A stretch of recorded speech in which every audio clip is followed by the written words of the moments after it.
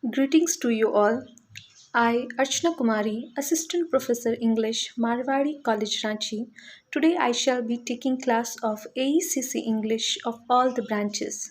Today's topic of discussion is barriers to communication. What is barriers to communication? If we try to understand it, then barrier means what? In a very simple Hindi we can define rukawat or any kind of disturbance that occurs when we communicate. So why we are discussing about these barriers? Because of course it is very important to overcome these barriers to become a very good communicator. What who you admire as a communicator? Those who can actually make you understand their communication in a very effective manner or in a very simple manner, isn't it? So we as a communicator, we have to avoid these barriers to become a good communicator. If we pre-plan it, whenever we have to communicate, when we pre-plan it, we can actually avoid these barriers. Otherwise, these barriers may come, isn't it? What happens? Suppose if I'm teaching, class one student, a standard one student.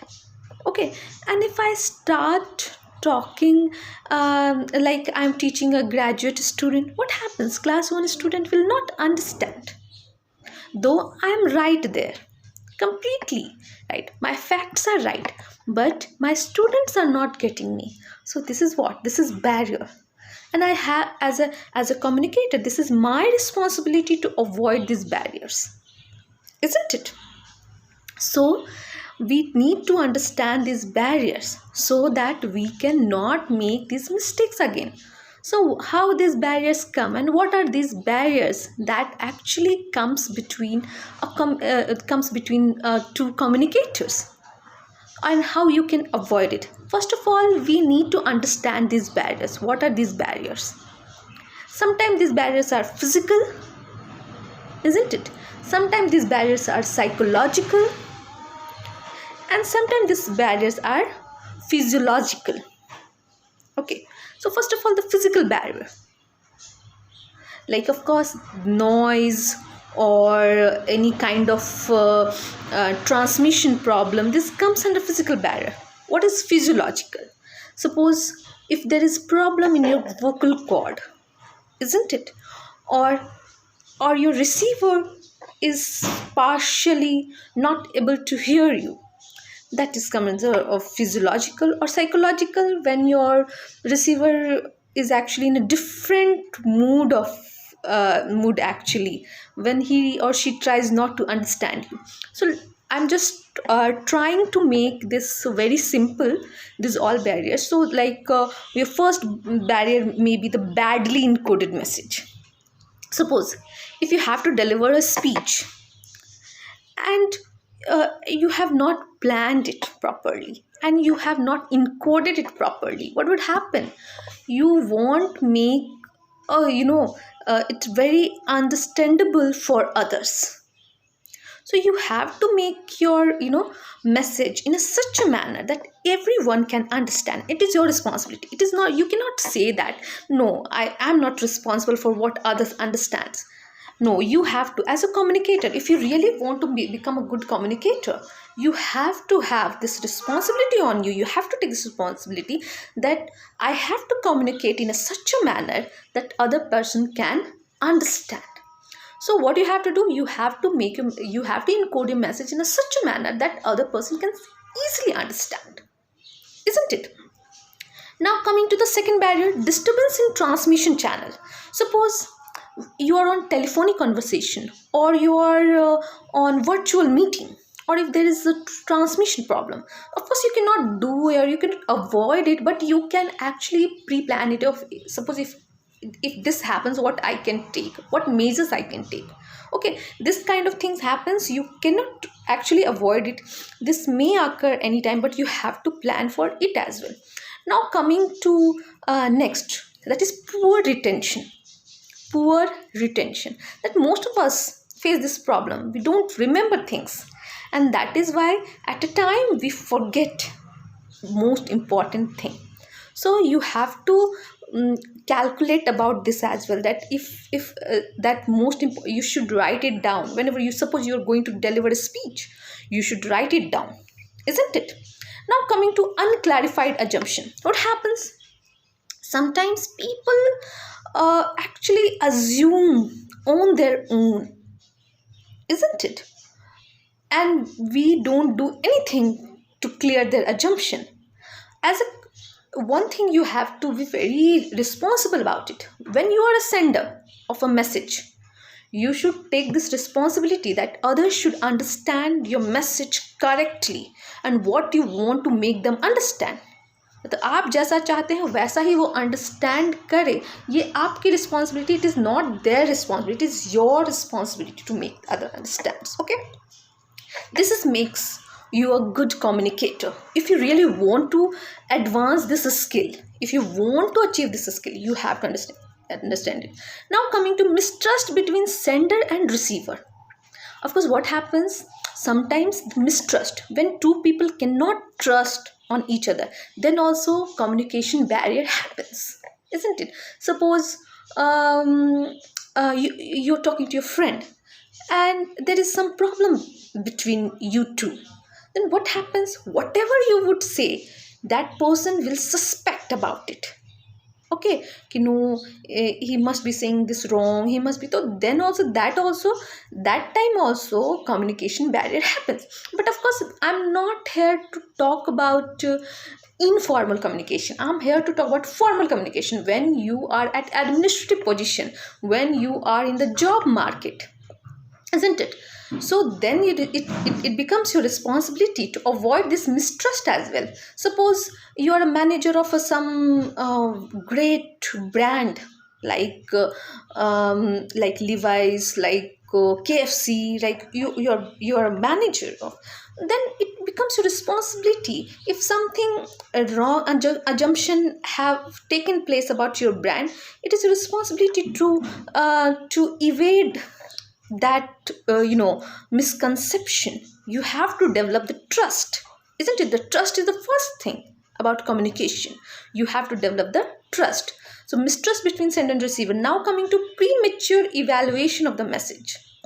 Yeah, many times it happens when we actually transforming a message, or receiver may, in between only he or she makes some kind of assumption, the premature. So that time also the barrier happens. Now coming to next one, different perception of reality. Because we live in a multilingual, multicultural society, multi-religious society. So what happens? Everyone has different perception about everything, isn't it?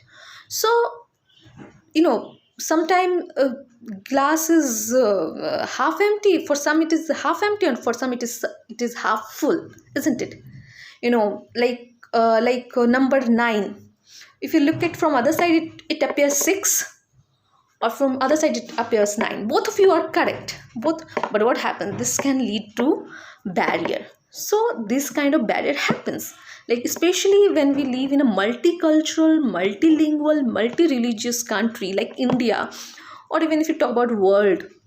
So you have to be very respectful about others' perception and views, and you have to be very politely. You have to, evade those misconceptions, isn't it? Or you can say their reality. You have to accept it.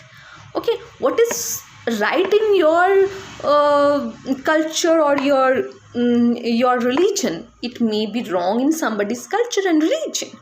Okay, so you have to be very respectful about others, isn't it? So because we are concerned with formal communication, and we have to be very respectful. If you really want to achieve something, you have to be respectful about others' perception, their reality. You have to accept, and then with time you can actually put forward your point of view as well. Now coming to the semantic difficulties. Yeah, it is very important. Barrier happens, like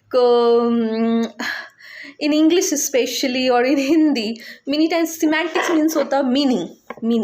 So what happens? Sometimes you mean something and other person means something else. isn't it? So like there are many such examples, like in English, like there are like sentence and words, if you miss the comma, your meaning will be completely different. Like you say, like, let's eat grandma.